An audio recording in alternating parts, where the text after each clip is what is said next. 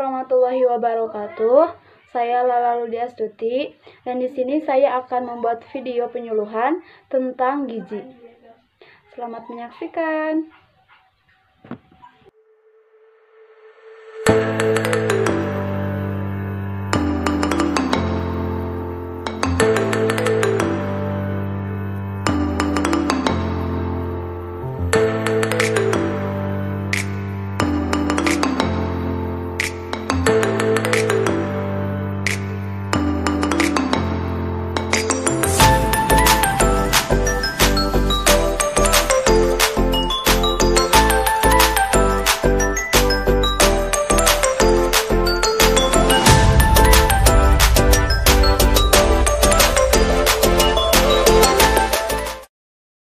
Saya memilih penyuluhan kepada anak-anak dikarenakan menurut saya masa kanak-kanak sangatlah penting dan harus diperhatikan oleh para ibu dan juga diperhatikan oleh dirinya sendiri.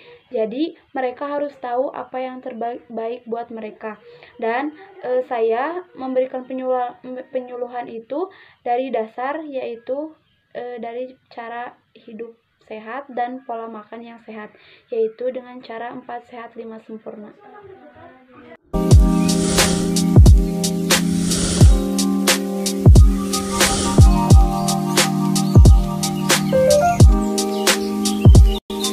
Assalamualaikum warahmatullahi wabarakatuh. Waalaikumsalam warahmatullahi wabarakatuh. Nah, adik-adik, kedatangan saya ke sini yaitu untuk penyuluhan kepada adik-adik semua. Dan saya di sini akan memberikan penyuluhan tentang gizi. Nah, sebelum kita mulai, saya mau bertanya terlebih dahulu ya. Apakah dari adik-adik di sini ada yang tahu apa itu gizi? Tidak. Ya, baik, saya jelaskan. Nah, gizi yaitu zat yang dikonsumsi oleh kita karena dapat memberikan energi atau dibutuhkan untuk pertumbuhan, perkembangan, dan juga menjaga kesehatan kita. Nah, jika kita kekurangan gizi, maka akan menyebabkan perubahan biokimia dalam tubuh. Di dalam tubuh kita juga terdapat zat gizi makro dan zat gizi mikro. Nah, seperti karbohidrat, protein, dan lemak, yaitu zat gizi makro yang dibutuhkan oleh tubuh. Sedangkan vitamin dan mineral yaitu zat gizi mikro yang dibutuhkan oleh tubuh kita ya. Nah, jadi kalian mengerti? Mengerti. Nah, jadi zat gizi yang dibutuhkan oleh tubuh itu ada dua, yaitu zat gizi makro dan zat gizi mikro. Nah, ada juga beberapa faktor yang mempengaruhi kesehatan seusia kalian, yaitu yang pertama ada faktor eksternal. Contohnya seperti lingkungan tempat tinggal kalian yang kotor, dan kemudian yang kedua ada faktor internal. Contohnya seperti asupan gizi yang kurang ataupun berlebihan. Nah, jadi kalian juga harus tahu bagaimana bisa kekurangan gizi ataupun kelebihan zat gizi. Nah, hal ini berkaitan juga dengan malnutrisi. Sebelum saya bahas apa itu malnutrisi, apa dari kalian ada yang tahu apa itu malnutrisi? Saya. Coba jelaskan. Malnutrisi adalah kelebihan zat gizi atau kekurangan zat gizi. Ya, jadi malnutrisi itu bisa terjadi dikarenakan kekurangan zat gizi ataupun kelebihan zat gizi. Nah, malnutrisi juga keadaan di mana tubuh kita tidak mendapatkan asupan gizi yang cukup. Jadi seperti tidak seimbang gitu ya. Nah, ada juga dampak gangguan gizi. Ada yang jangka pendek dan juga ada yang jangka panjang. Yang pertama yaitu jangka pendek dapat mengalami gangguan perkembangan otak tidak optimal, pertumbuhan fisik tidak optimal, dan juga perkembangan organ metabolisme juga tidak optimal. Nah, yang kedua yaitu yang jangka panjang, dapat mengalami menurunnya kemampuan kognitif dan pendidikan, dapat mengalami gangguan stunting atau pendek, dan juga hipertensi, diabetes, obesitas, penyakit jantung, dan juga stroke. Nah, jadi bila kalian tidak ingin mengalami malnutrisi, kalian harus mendapatkan makanan dengan kandungan gizi yang seimbang ya. Nah, gizi lengkap dan seimbang itu yang mengandung sumber tenaga, sumber zat pembangun, dan juga sumber zat pengatur. Nah, kalian juga harus bisa harus membiasakan makan 3 kali dalam sehari ya. Iya. Yang pertama makan pagi, siang, dan juga malam. Nah, kalian juga harus memperbanyak mengkonsumsi buah-buahan dan juga sayuran. Nah, hindari juga makanan yang terlalu manis, asin, dan juga berlemak karena itu tidak sehat ya. Nah, kalian juga harus memperbanyak minum air mineral sesuai dengan kebutuhan dan lakukan olahraga yang teratur agar seimbang. Jadi selain kita mengatur makanan juga, kita juga harus mengatur olahraga agar tubuh kita tetap sehat ya. Nah, sekarang kalian harus perhatikan ada juga pedoman gizi seimbang dan konsep 4 sehat 5 sempurna.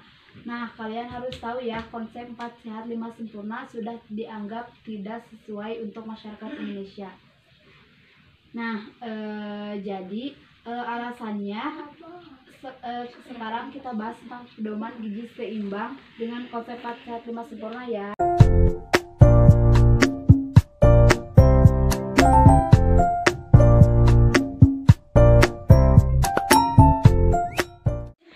Di sini saya akan menceritakan terlebih dahulu konsep awal mula 4 sehat 5 sempurna ini berkembang di Indonesia. Awalnya, konsep 45 sempurna merupakan kampanye yang dipopulerkan Bapak Gizi di Indonesia, yaitu Profesor Purwosudarmo sekitar tahun 1952. Nah, konsep ini dikembangkan untuk membuat masyarakat memahami pola makan agar masalah kurang gizi pada masa itu dapat diatasi. Nah, karena pada masa itu masalah gizi utama yang harus diatasi adalah kelaparan berat yang menyebabkan kwashiorkor dan marasmus atau gizi buruk, sehingga harus segera diperbaiki oleh pola makan 4 sehat 5 sempurna yang pada masa itu dirasa paling cocok untuk mengatasinya. Nah, sekarang saya akan jelasin konsep 4 sehat 5 sempurna ya. Nah, dalam konsep 4 sehat 5 sempurna itu makanan dibagi ke dalam 5 kelompok. Yang pertama itu makanan pokok sebagai sumber tenaga, yang kedua lauk pauk sebagai sumber zat pembangun dan pemelihara, yang ketiga sayuran sebagai zat pengatur dan juga buah-buahan juga sebagai zat pengatur, dan yang kelima itu ada susu sebagai penyempurna. Nah, jadi kita harus mengkonsumsi makanan pokok, lauk pauk, sayur-sayuran, dan buah-buahan itu disebut makanan sehat. Dan jika kita mengkonsumsi susu, maka itu baru akan dibilang sempurna ya. Nah, tapi adik-adik, jika kalian perhatikan baik-baik, di konsep 4 sehat 5 sempurna ini sayangnya tidak terdapat panduan berapa banyak jumlah yang harus kita makan. Nah, jadi orang bisa makan sesuka mereka tanpa memperhatikan porsi makan mereka masing-masing. Jadi itu juga termasuk tidak terlalu baik ya. Nah, misalnya kamu nih makan makanan mengandung keempat kelompok tersebut, tapi sebagian besar diisi makanan pokok, sedangkan lauk pauk, sayur-sayuran, dan buah-buahan itu sangat sedikit. Nah, ini pola makan yang kurang tepat ya. Nah, karena jika dibiarkan dapat mengalami kegemukan dan obesitas yang dapat memicu terjadinya berbagai penyakit seperti diabetes mellitus, hipertensi, bahkan penyakit jantung koroner juga bisa ya. Nah, karena hal tersebut, maka kasus kegemukan atau obesitas semakin meningkat. Makanya konsep 4 sehat 5 sempurna ini tidak sesuai lagi bagi masyarakat Indonesia. Nah, sehingga adanya pedoman baru yaitu gizi seimbang.